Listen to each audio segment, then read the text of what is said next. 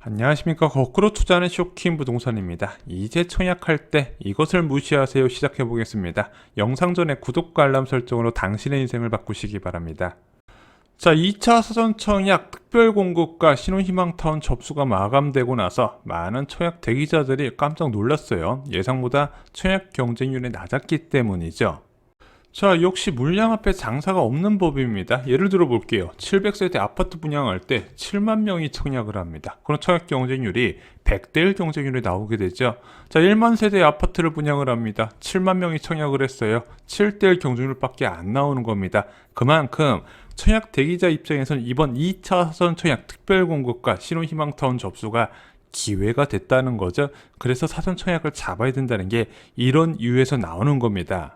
자, 그리고 오늘부터 일반 공급이 진행됩니다. 먼저 해당 지역 거주자는요, 아마 이 영상이 올라갔을 때는 접수가 마감이 됐을 거고요. 경기도 및 기타 지역 거주는 11월 3일부터 수요일부터 접수가 진행이 됩니다. 그래서 일반 공급 물량은 935세대예요. 일단은 2차 사전차의 거의 절반 가까이가 신혼희망타운이었고요. 이제 그 절반에 해당되는 공공 분양도 전체 85%가 특별 공급으로 빠졌기 때문에 일반 공급 경쟁률은 박이 터질 수밖에 없는 구조가 되어 있습니다.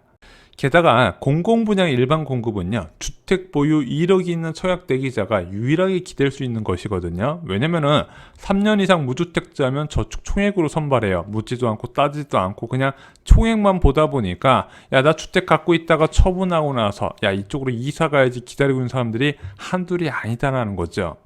자, 현재 공공분양 일반 공급은요, 영종도에 공급해도 박이 터집니다. 영종 하늘도시 한신더유 2차 청약 경쟁률 보면은요, 다 30대 1, 50대 1, 40대 1 경쟁률 이랬어요.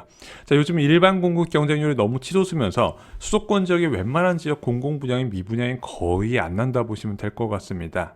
자, 그래서 1차 사전 청약 때 일반 공급 당첨선을 보시잖아요. 아, 대략적으로 어느 정도 커트라인이 형성될지 알 수가 있는데, 자, 그나마 좀 희망적인 말씀을 드리고자 한다면 1차는 378가구 모집이었고 2차 때는 935가구로 이제 모집 호수가 많이 늘어납니다. 그래서 이거보단 다소 낮을 수도 있다. 그래서 지금 진접 2지구 74제곱미터는 2천만원. 와, 예전이면 어마어마한 통장 금액인데 이거보단 한 100만원씩 조금씩 낮아지지 않을까? 제 개인적으로 이렇게 생각을 하고 있습니다. 그리고 한 가지 팁을 더 드리면요, 내가 청약 통장 인정 금액이 많이 낮다 그러면은 아래 지역을 추천드립니다. 먼저 인천 검단지구 AA21블럭 74타입 넣어보시고요.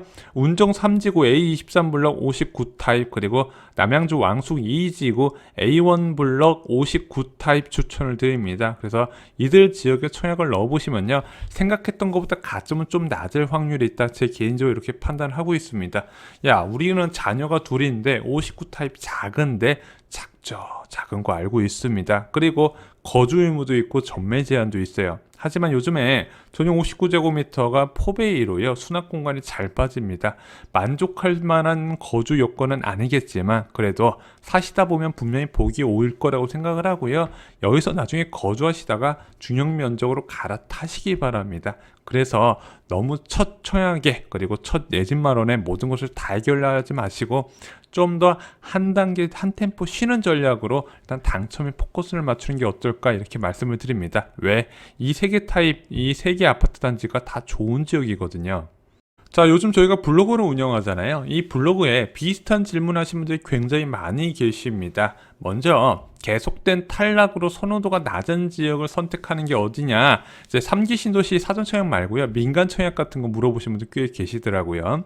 두 번째는 시세 차익 기대감과 생활권에 대해서 어떤 것을 우선해야 되냐, 이렇게 여쭤보시는 분도 많이 계십니다. 왜냐면 저희가 이번에 2차 사전 청약 소개해드리면서 시세 차익 부분을 너무 강조했나 봐요. 그래서 내 생활권에서는 좀 거리가 먼데 넣어보는 게 어떨까, 이렇게 생각하시는 분들 꽤 많이 계시더라고요. 먼저 하나하나 설명을 드려보겠습니다. 자, 첫 번째, 계속 탈락하는데 어떡할까? 주로 특별공급 대상자도 아니고 가점 50점 전후 되시는 분들, 솔직히 지금 당첨 힘들죠. 근데 저희가 계속 영상에서 강조를 드렸지만요. 내년 하반기부터 눈에 띄는 기회가 생길 거라고 생각합니다. 왜냐면은 일단 내년 하반기까지 10만 원 가까이 쏟아지잖아요.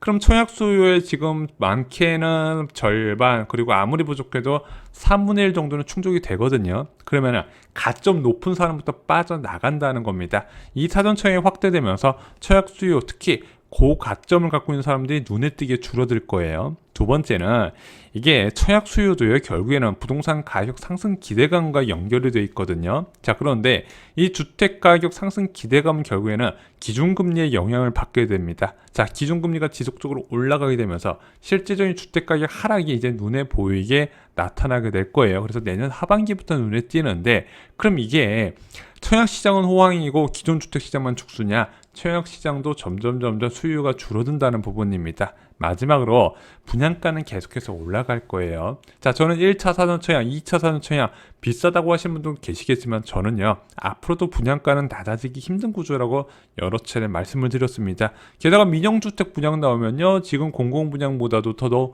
높게 책정될 가능성이 있어요. 자, 그러면은 물량은 계속 늘어나고 있는데 주택가격은 계속 하락하고 있고 이 상승에 대한 기대감도 점점 줄어들어요. 분양가는 반면에 조금씩 올라가고 있네. 수요가 줄어들 수밖에 없다는 거죠. 그래서 지금은 힘드시더라도 청약 경쟁률의 정상적인 범위로 내려오는 것을 기다리셔야 됩니다. 아까 청약통장 가점 50점 초반 이런 분들이 당첨이 되려면요, 평균 청약 경쟁률이 10대 1 이하로 나와야 되거든요. 지금은 워낙 40대 1, 50대 1 세 자릿수가 일반화되다 보니까 꿈도 못 꾸는 상황인데, 이 청약 경쟁률의 장기적인 주택가격 상승 기대감이 크게 반영됐기 때문에 주택가격 상승 기대감이 없어지게 되면 지금 나는 꿈도 못 꾸는 분들이 생각보다 빠른 시일 내에 기회를 잡을 수가 있다는 겁니다. 그리고 내년까지 무려 6만 호가 쏟아지고요. 2023년에도 또 많이 쏟아지게 됩니다.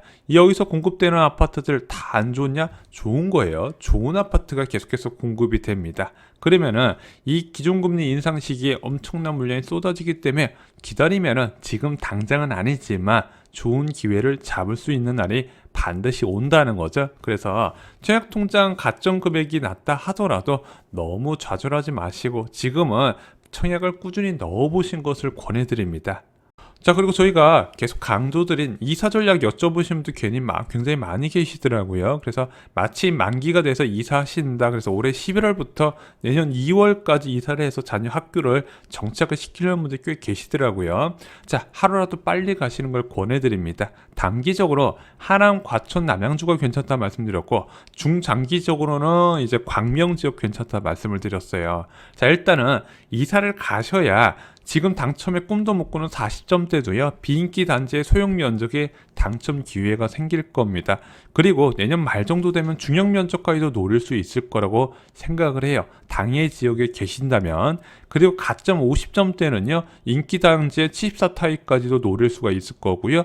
가점 60점대면은요, 굳이 그 지역에 거주 안 해도 되겠지만 어디에 당첨되냐가 중요하다 말씀드렸잖아요. 자, 왕숙지구가 66,000 가구입니다. 자, 이 66,000 가구 아파트 시세 다 똑같을까요?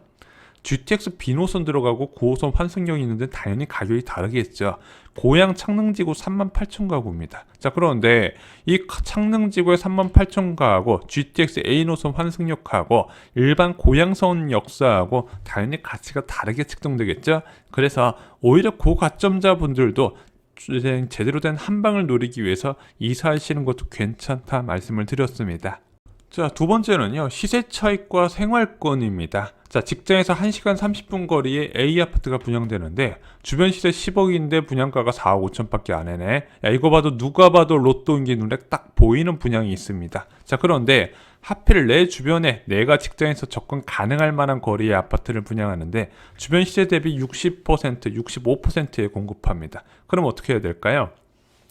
당연히 직장과의 거리를 우선적으로 고려를 하셔야 된다는 겁니다.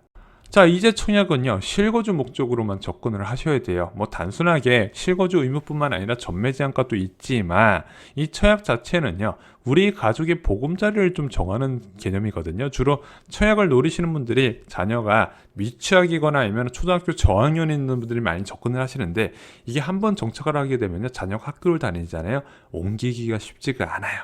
그래서 3기 신도시 청약은요, 여러분들이 두 가지만 고르시면 됩니다. 직장에서 도시철도를 이용해서 얼마나 가깝냐, 그래서 1시간 10분을 넘지 않는 범위 내에서 선택을 하시는 게 좋고요. 두 번째, 해당 신규 택지가 얼마나 규모가 큰가, 그래서 뭐 가장 좋은 거는 3만 호 이상이 가장 이산적인데, 지금 보면은 뭐 광명 시흥지구는 7만 호, 왕숙지구는 6만 호 이상 이렇게 돼 있잖아요. 이렇게 되면은 정말 생활 편의 시장이 눈에 띄게 좋아지게 됩니다. 저희가 검단 지역을 권하는 것도 이런 이유예요. 그런데 가장 우선시되어야 되는 건요, 맨날 출퇴근하는 사람이 얼마나 가깝냐를 우선적으로 고려를 해야 된다는 거죠. 자, 그러면은 도시철도로 가깝고 해당 신규 택지가 어느 정도 규모가 있다면은 그걸 우선적으로 고려를 하셔야 된다는 겁니다.